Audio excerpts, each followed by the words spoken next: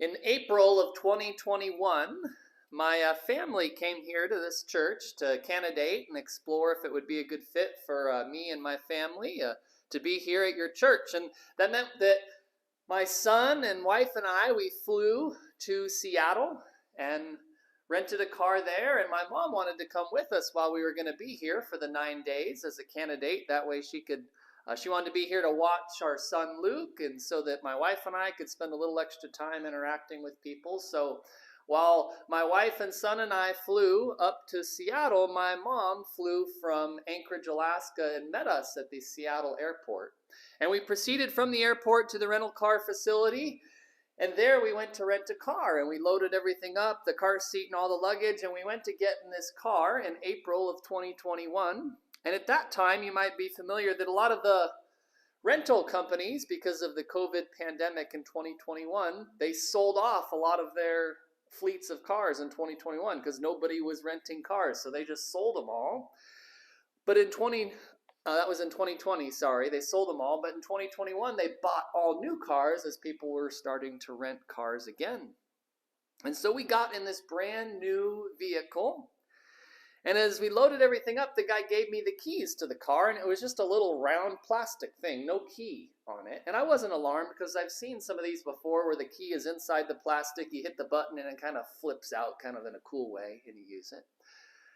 But we all got in the car, and I went to go do that, and there was nothing that comes out of the key. It was just a little round piece of plastic. So I went and found the young man that was 18 or 19 years old that was helping us. I said, I can't get the car to start. And there's no key. He said, there's a push button. You push the button to start the car. I said, okay. So I get in the car and I start pushing the button and nothing happens. So I get out again and I go find the young man again. I said, I can't get it to start. He said, you got to put your foot on the brake, then push the button, then it will start up. I said, okay, that was kind of silly. Most cars are like that. To turn the ignition on, you got to actually press the brake. That's my fault. Then I do that. I put my foot on the brake, I push the button, and the dash, this digital dashboard, illuminates and comes to life. Nothing on there is an actual physical, like a needle or tachometer to tell me. And so it's a digital dash. There's nothing on there that gives me the RPMs of the engine. There's no physical needle that moves to tell me the car is actually on. And we're in this loud parking garage. So instead of going and bothering the young man a third time to ask for help, I did the scientific method of getting out of the car. I put my ear up next to the bumper, and I could hear it was running. And we were finally ready to go. It took Dad longer to get the car started and moving than it took us to load up a car seat and get all the luggage in there. It was a unique experience for a simple guy like me that was used to driving a manual 5-speed transmission truck that has no power windows, has no power locks, has no Bluetooth in the stereo, just a very basic truck. It was a new experience for me to be driving this brand new car with all these new gadgets and accoutrements and stuff like that. And I tell you that goofy story about that struggle that I had because how we operate as Christians in America is changing. Christians are learning to navigate this dangerous new world and culture in which we find ourselves living. This new culture and new environment that we as believers are living in America is one in which a coach that is a football coach that wants to go to the middle of the field after the game and pray is no longer seen as a respectful, admirable man of faith, but instead he's accused of trying to manipulate young minds towards his religion. Or a guy that works for USPS as a mail carrier for most of his career and had always enjoyed having Sundays off so that he could worship God with his family in church. When the USPS signed an agreement with Amazon to deliver Amazon packages on Sundays, after a lot of battles and a lot of struggles, he was eventually told by the USPS, you either need to quit voluntarily or we are going to fire you. And the reason was, according to certain laws, if he was to refuse to work on Sundays, they, quote, said this causes a, quote, undue hardship, unquote, to the USPS. That is the environment that we as Christians find ourselves living in. Very different than decades ago. Very different than how we grew up or what we're used to enjoying. Both of those examples are Supreme Court cases. The mail carrier one was settled in February of this year, and the football coach one was actually based in Bremerton, Washington, was settled in 2022. And those scenarios and the place we find ourselves in isn't much different than Peter as he describes life as Christians for these believers in the book of 1 Peter. He's writing to these believers in 5 different provinces in Asia Minor. And in chapter 1, he calls them aliens to the world in which they live. And he calls them in chapter 2, verse 11, aliens and strangers of the culture that they find themselves in. And us, as we have been going through this book of 1 Peter, we are in this section that I've titled Life in Society, where Peter has been taking time to describe for Christians, what does life look like for you in society? He's described submission in the context of the government that they live under, submission in the context of their work bosses, and submission and love in the context of a marriage relationship between a wife and a husband.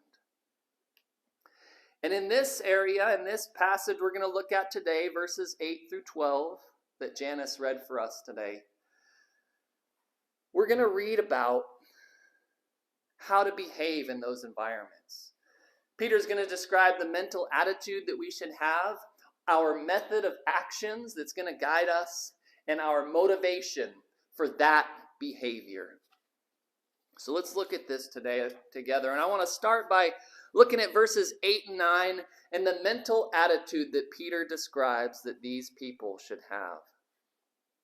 Verses 8 and 9 of 1 Peter 3 say, "To sum up, all of you be harmonious, sympathetic, brotherly, kind-hearted, and humble in spirit, not returning evil for evil or insult for insult, but giving a blessing instead." Notice how Peter begins this paragraph in verse 8 saying, "to sum up." The first 3 words in the New American Standard Bible that I'm using. Peter wants to make sure we get the point that he is making in these paragraphs leading up to this. He's trying to draw a conclusion for us. And he uses 5 adjectives. He's drawing us to a conclusion here. The NIV says finally in verse 8, which is a great way to describe how he's drawing this conclusion. And he starts with 5 adjectives used to describe us as Christians living in our society. And he's framing these 5 adjectives in verse 8. I would kind of categorize them as thinking or feeling adjectives. They're supposed to reflect how we positively interact primarily with one another within the Christian body, within the Christian church. The first adjective he uses is the adjective be harmonious.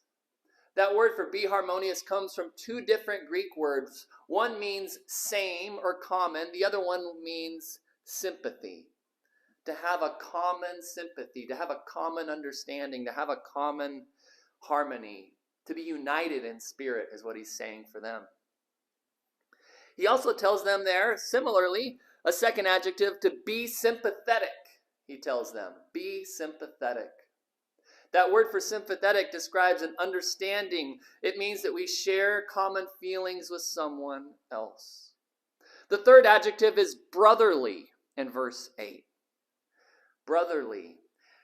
Peter has mentioned the same word in a slightly different way in chapter 1, verse 22. He says, "Since you have in obedience to the truth purified your souls for a sincere love of the brethren, fervently love one another from the heart." There in chapter 1, verse 22, he's describing this familial love, this brotherly love they have for one another, but also this conscious, intentional love that they're supposed to have for one another. That's what it means to be brotherly. And he tells them, fourthly, be kind-hearted in verse 8. Be kind-hearted. This word has the idea of having tender feelings for someone, being tender-hearted or compassionate for another person.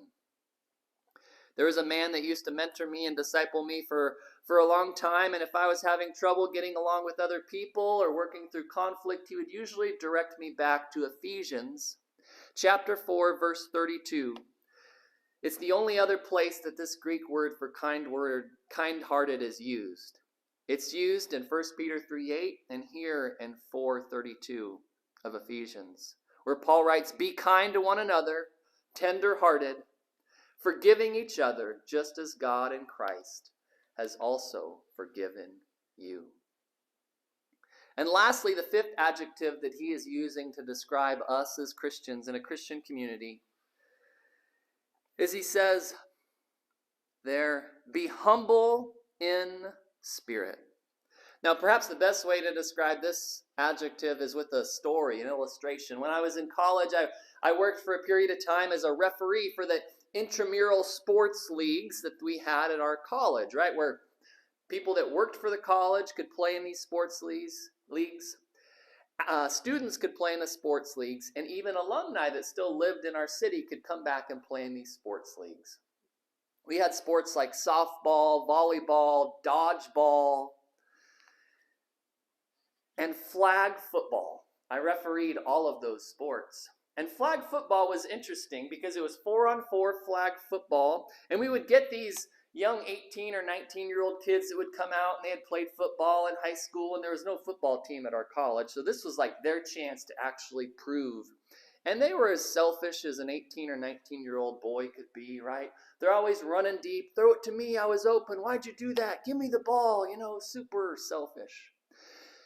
But there was one team of alumni that would play every semester, and they won the entire league every semester.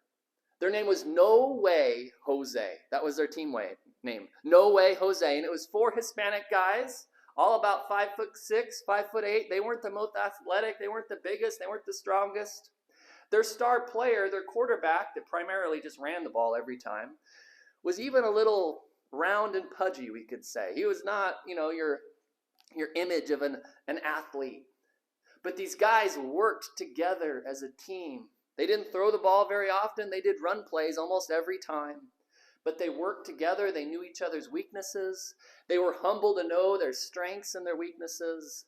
And they played as a team. That's what it means to be humble in spirit. See, what Peter is saying to these believers in verse 8 is that we need to seek unity, even among our diversity. We need to seek unity among our diversity. See, the church of Jesus Christ is not directed to uniformity, where we're all supposed to look exactly the same. The church is not directed to unanimity, where we're all 100% supposed to agree on everything. But we are supposed to have cooperation amongst our diversity. And that is unity, where we come together with our different strengths and our different weaknesses, and we unite together as a body. See, the church community should be like an orchestra in a symphony, where there might be 50 people on a stage, all ready to play. But those 50 people in the orchestra don't have the same instrument. There might be 10 different instruments. And even with those 10 different instruments and those 50 different people, they're not always playing the same note at the same tune or the same loudness. Some play, some don't, some are loud, some are soft. But they come together to make a beautiful harmony, a beautiful gathering of music that we enjoy. See, where diversity manifests itself as unity, there should be beauty, and that should be the church. So verse 8 seems to be thinking and feeling. But verse 9 starts to step into things that we do. Peter writes, "Not returning evil for evil or insult for insult, but giving a blessing instead." While verse 8 describes, I think, that internal Christian community and the positive things we do amongst each other, verse 9 seems to be directed a little bit more towards the outward people, maybe people that see us and interact with us as a church body. That's not, explicit here from the text, but I kind of get that when we read it and interact with it. And when Peter says not returning evil for evil, he says in verse 9, not returning evil for evil or insult for insult, but giving a blessing instead. You were called for this very purpose, that you might inherit a blessing. When Peter says not returning evil for evil or insult for insult, it's important, I think he says that, because those are the things that we naturally do, right? We naturally have a retaliatory behavior as part of all of us as humans. If someone punches us, our first response is to punch them back. If someone insults us verbally, our first response is to insult them verbally back. There's something inside of us that does that. And it's interesting how Peter is the guy that tells us to do this, because when Jesus was living on the earth and he was in the Garden of Gethsemane and he was praying and this group of people show up to arrest him, who was the man standing by Jesus that pulls out his sword and cuts off the ear of the high priest? Peter. See, Peter is learning and growing too. See, Christians are supposed to be different. Replying to insults and evil with a blessing instead of retaliation makes us different. And Peter is echoing here something Jesus had taught, something he learned from Jesus. In Luke chapter 6, verses 27 to 28, Jesus had said, I say to you who hear, love your enemies, do good to those who hate you, bless those who curse you, pray for those who mistreat you. When we talk about the guy Peter that wrote this letter that we're reading and studying, we believe that it's the same Peter that spent 3 years walking with Jesus, because there are a lot of these echoes that Peter has of what Jesus had taught. 32 different times in this 5-chapter letter, there are echoes, not quotes, but similar things said that Jesus had said, and this is one of them. And what Peter is telling us here in verse 9 is that we need to seek forgiveness instead of vengeance. Again, I think this is kind of directed towards people outside of the Christian community, but we need to seek forgiveness instead of vengeance. When people do evil to us or they insult us, we're supposed to seek forgiveness, to forgive them. And when someone treats us poorly, how do we forgive them? 3 things that make it easier to forgive someone. 1, pray for that person compassionately. Right? Pray, God, I don't know what's going on with them, but they need some love and attention from you. 2, treat him or her kindly. Treat him or her kindly. Do something nice in response. Say something nice in response to their evil behavior. And lastly, 3rd, forgive fully. Forgiveness would be nice if it was just a stamp we could kind of like make and then we're done with it. But forgiveness is a process. Sometimes it takes weeks or months or years to forgive someone. But as Peter is describing this mental attitude we're supposed to have in verses 8 and 9, these thinking and feeling adjectives that are supposed to describe us, this non-retaliatory behavior that we're supposed to have, how are we supposed to do that? Well, Peter tells us in verses 10 and 11. He gives us this method of action that we're supposed to have. Verses 10 and 11 read, For the one who desires life, to love and see good days, must keep his tongue from evil and his lips from speaking deceit. He must turn away from evil and do good. He must seek peace and pursue it. Now at the beginning there in my translation in verse 10, it begins with the word for. For is giving the reasoning or the explanation for what Peter has just told us to do in verses 8 and 9. And in a way, he's strengthening his argument by quoting something from the Old Testament. He's quoting from Psalm 34, verses 12 through 16. And the first part of that quote gives the objective that we should have. probably the objective we already have since we're in a Christian church. He says, the one who desires life to love and see good days. That describes the objective of Christians. That's why you got up today and took a shower and got dressed and came to church on a Sunday morning. Because you desire to live a life described as good days, a life of loving God and following God and being obedient to Him and being with His people. And in Peter's quote here of Psalm 34, he describes some things we need to prevent in our lives and some things we need to pursue in our lives. He says, prevent this in verse 10. He says, you must keep the tongue from evil and lips from speaking deceit. He's saying we need to restrain and we need to tame our tongues. Because our tongues and lips can cause a lot of harm. James, the half-brother of Jesus, describes the power of the tongue and what it can do in James chapter 3, verses 5 through 6. He says, see, also the tongue is a small part of the body, yet it boasts of great things. See how great a forest is set aflame by such a small fire. And the tongue is a fire, the very world of iniquity.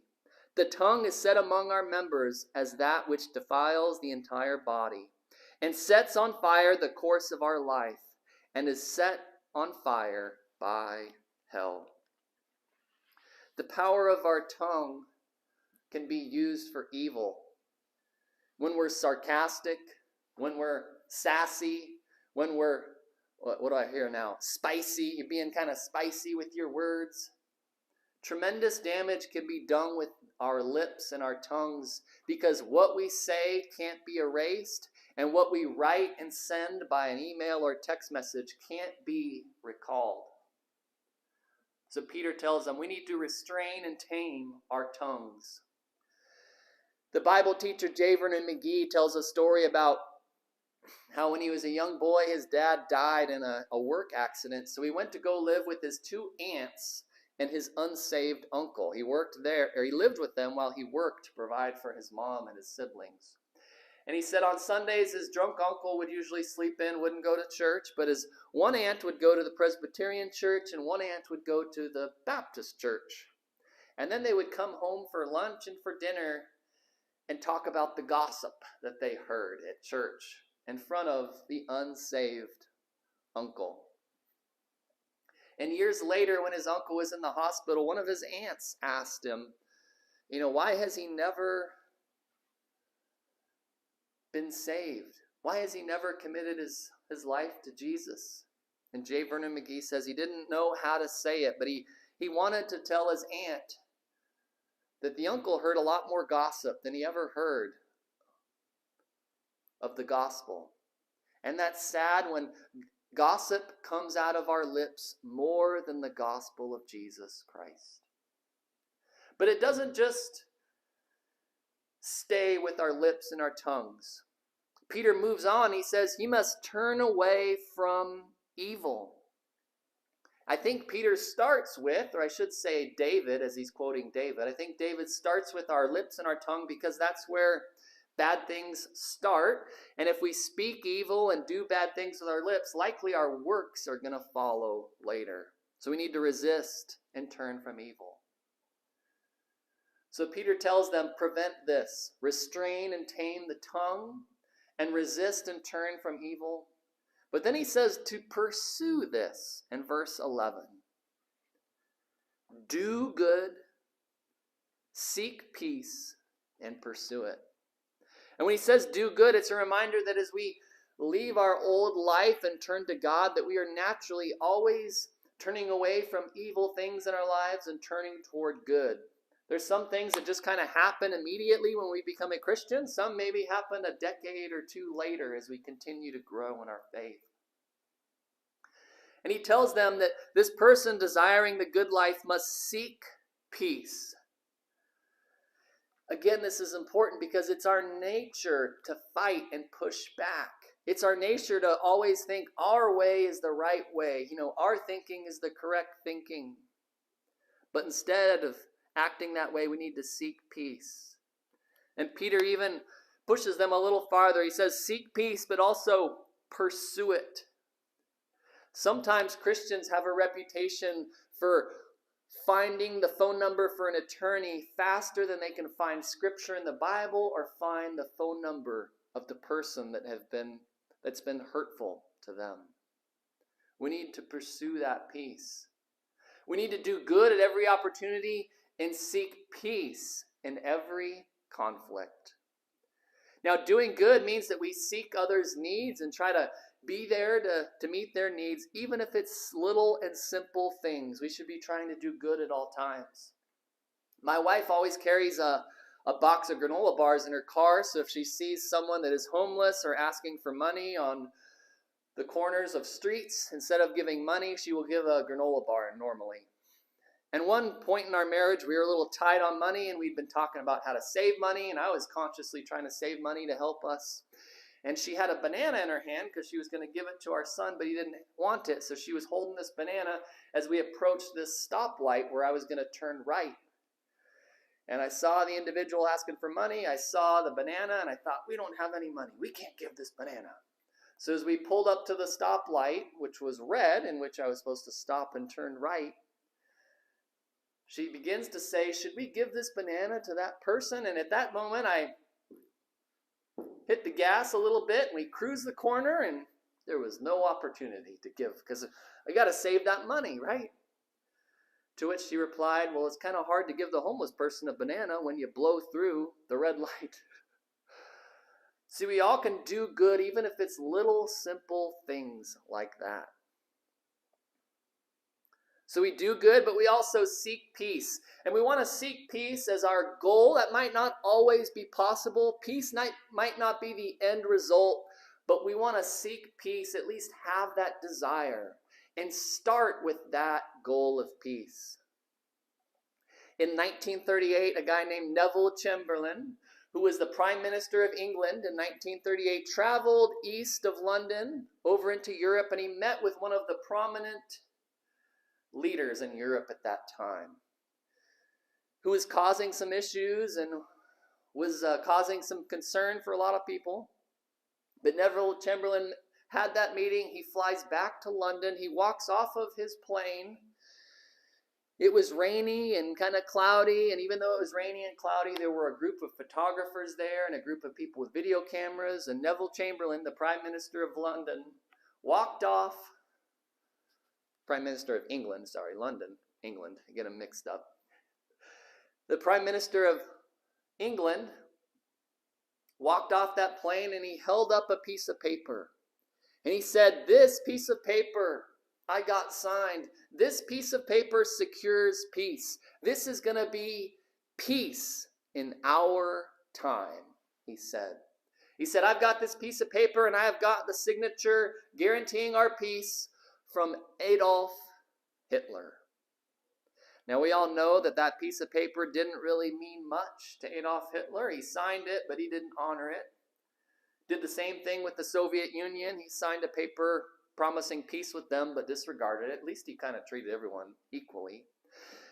But that was Neville Chamberlain's at least first goal. He started with the desire to seek peace. And even though it didn't end up in that wasn't the end result, he at least tried. And that's what our goal is for believers. And in that case, it's interesting because most military historians would say in 1938, if we would have went to war against Germany, they were so strong at that time, nobody could beat them.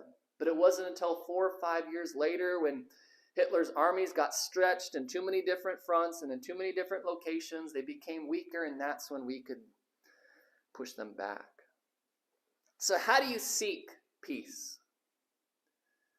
I don't usually do lists in my messages, but I've got 2 lists today.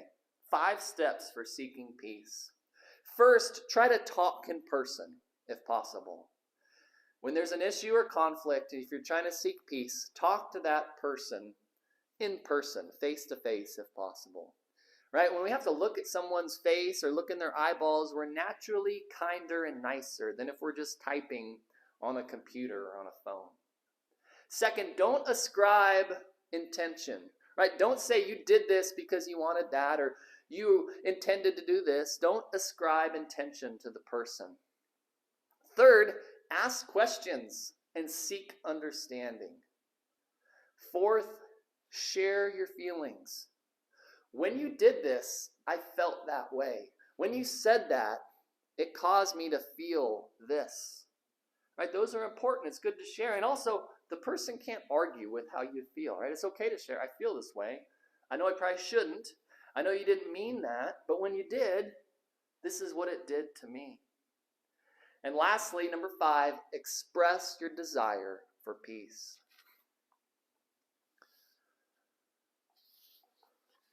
So Peter has described this mental attitude, this method of action. Lastly, he gives motivation for this behavior in verse 12. Again, as he's quoting from Psalm 34. He writes, "For the eyes of the Lord are toward the righteous, and his ears attend to their prayer. But the face of the Lord is against those who do evil." He's saying here that God sees and hears and that God decides. Now, when it says the eyes of the Lord are toward the righteous and his ears, that's what's called anthropomorphic language. God does not literally have eyes. God does not literally have ears. But anthropomorphic language is something that authors will do they will ascribe human characteristics to God so that we can understand who God is and what he does from our point of view, right?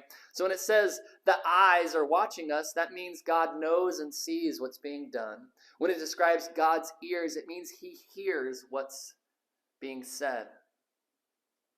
And based on what is done and what is said by God's people, God either turns toward them to attend their prayer, or he turns against them because they do evil. See, God responds to the righteous, but he ignores the disobedient. God responds to the righteous, but he ignores the disobedient.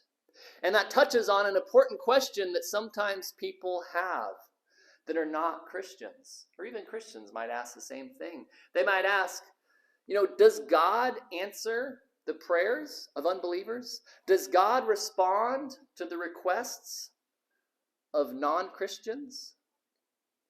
A few important thoughts about that question. First, God is omnipresent and omniscient, so he knows all things, he sees all things, he hears all things, right? So just because someone is a non-believer does not mean that God doesn't know what they pray for or ask. Second thing I think is important. God doesn't say no to someone's requests, to someone's prayers, just because that person is an unbeliever. I don't think God thinks, well, they're Christians, I'll say yes. They're non-Christians, I'm going to say no. I don't think God deals in that simplistic way. But I do think that God considers the relationship he has with people as they share the requests, right? If someone loves God and obediently follows him, and someone does not love God and disobeys him and is, always talking badly about him, I do believe he takes that into consideration. There are numerous examples in the Old Testament where Israel does certain sacrifices or they do certain things, and God says, your heart is not right, you don't love me, you don't obey me. Those things don't mean anything to me. But God does indicate specifically in 1 John chapter 5 that God answers prayers when they are according to his will. So if a non-believer, a non-Christian prays something that follows God's will, he's still going to honor that. It's a complex question, one I'm still working out and learning through. But at least here in this context, it appears God ignores the requests of those that are disobedient to him. He turns his face away from the stony, hard-hearted people that disobey him. And he responds positively to the righteous that love him and honor him.